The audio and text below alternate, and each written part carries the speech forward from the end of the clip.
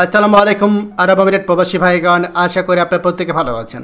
আমিরাতের visa transfer নিয়ে viral post. আমিরাতের প্রবাসীদের বিপাকে ফেলছে এই ভিসার গুজব। চলুন খবরে বিস্তারিত জেনে নেওয়া যাক।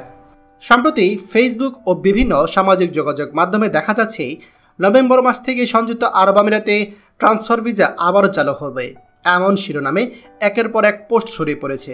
এমনকি টিকটকেও প্রচুর ভিডিও দেখা যাচ্ছে।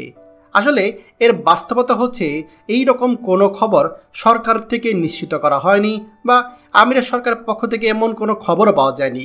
বিশ্বস্ত সূত্র অনুযায়ী আমিরাত সরকার এখন পর্যন্ত ট্রান্সফার ভিসা সংক্রান্ত কোনো নতুন ঘোষণা দেয়নি। অর্থাৎ নভেম্বর থেকে ভিসা ট্রান্সফার চালু হবে, এই যে খবরটা ছড়িয়ে পড়েছে এটি সম্পূর্ণ গুজব এবং যাচাইবিহীন।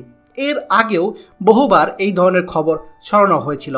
ভিসা চালু হবে, নতুন ভিসা রুল আসছে, নির্দিষ্ট তারিখ থেকে ঘোষণা হবে, বা ট্রান্সফার ভিসা চালু হয়ে যাচ্ছে, বা এদের হচ্ছে, এই রকম নানা পোস্ট ভাইরাল হয়েছিল।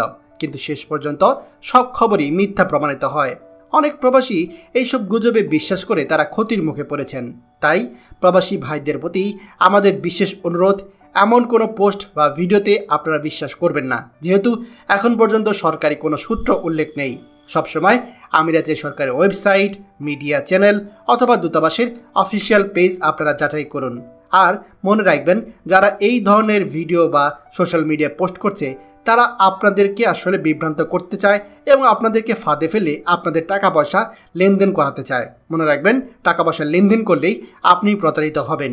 তাই ভুল তথ্য বা গুজব শুধু বিভ্রান্ত ছড়ায়। এই রকমের যে কোনো রকম ভিডিও বা যে কোনো রকমের পোস্ট থেকে আপনারা নিজেরা সচেতন থাকুন এবং অন্যদেরকেও সচেতন করুন। বাস্তব তথ্যের জন্য সবসময় সরকারি ঘোষণা এবং নির্ভরযোগ্য সংবাদ মাধ্যমের উপর আস্থা রাখুন। মনে রাখবেন, ভিসা ট্রান্সফার চালু হয়েছে বা এই রকমের যত পোস্ট বা ভিডিও বা টিকটক আপনারা দেখতে পাচ্ছেন, তার 99%ই শুধুমাত্র তারা পেজের রিচ এবং ফলোয়ার বাড়ানোর জন্য এই ধরনের কূটনামি বুদ্ধিগুলো ফলো করছে। এগুলো সবগুলোই ভুয়া।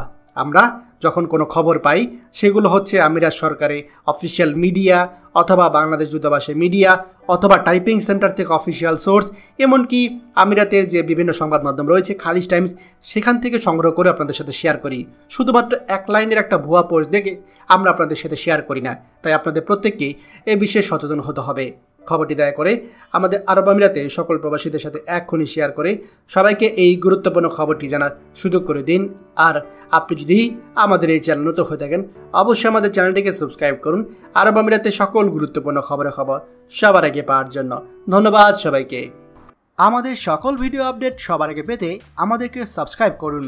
সাবস্ক্রাইব করতে সাবস্ক্রাইব বাটনে ক্লিক করুন এবং বেল আইকনটি চাপুন, যাতে আমাদের কোনো লেটেস্ট ভিডিও আপনি মিস না করুন।